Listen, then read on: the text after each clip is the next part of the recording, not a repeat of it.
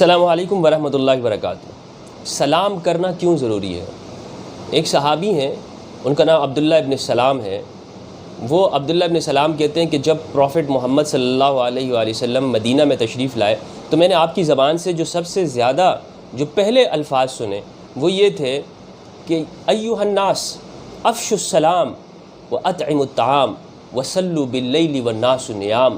اے لوگو سلام کو پھیلاؤ، سلام کرو، جو بھی تم سے ملتا ہے اسے سلام کرو، چھوٹا ہو بڑا ہو امیر ہو غریب ہو، آپ راستے میں جا رہے ہیں چلتے پھر رہے ہیں، آپ ان سے سلام کہیں، ان کو آپ آداب کہیں۔ سلام کا مطلب ہوتا ہے آپ پیس کہیں، چاہے اپنی زبان کے اندر کہہ سکتے ہیں، آپ ان کو امن کا لفظ کہیں، سلامتی کا کہیں، تاکہ اسے معلوم ہو جائے کہ اس شخص سے مجھے خطرہ نہیں ہے۔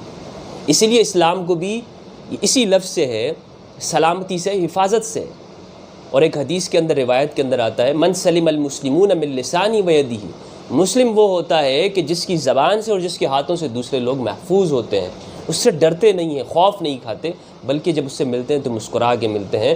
انہیں معلوم ہوتا ہے کہ اس مسلمان سے مجھے نہ میری جان کو، نہ میرے مال کو، نہ میری عزت کو، نہ میری آبرو کو، نہ میرے گھر کو، نہ میرے ملک کو، کسی کو خطرہ نہیں ہے، وہ ہے مسلم۔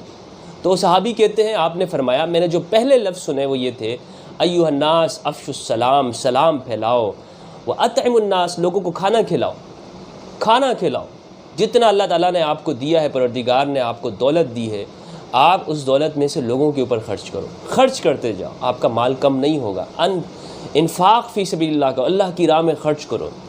اطعموا الطعام، اس لیے آپ نے دیکھا ہوگا کہ جو صوفیاء ہوتے ہیں چاہے وہ زندہ ہوں یا دنیا سے چلے جائیں، ان کے ہاں باقاعدہ طور پر لنگر کھانے لگتے ہیں، لوگوں کو کھانا کھلاتے ہیں، کیونکہ کھانا کھلائیں گے آپ کے اندر سے مال کی محبت نکلے گی۔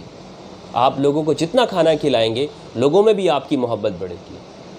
اور فرمایا کہ وصلوا باللیل، رات کو اس وقت میں نماز پڑھو، اللہ کی عبادت کرو کہ جب لوگ سو رہے ہوتے ہیں۔ لوگوں کے سامنے تو ہر ایک اٹھ کے جو ہے وہ عبادت کرتا ہے اور چاہتا ہے کہ لوگ، اس میں یہ اندیشہ بھی ہو سکتا ہے کہ اپنی ذات کا، اپنی تعریف کا ہے، ریاکاری ہو، تو رات کو نماز پڑھنا۔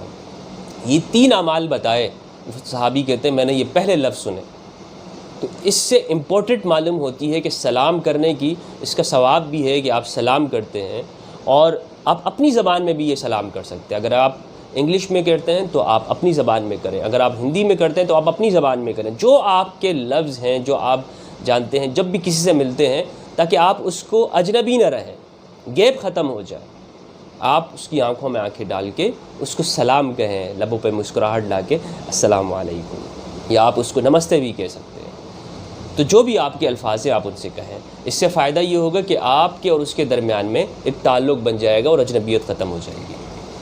بہت شکریہ۔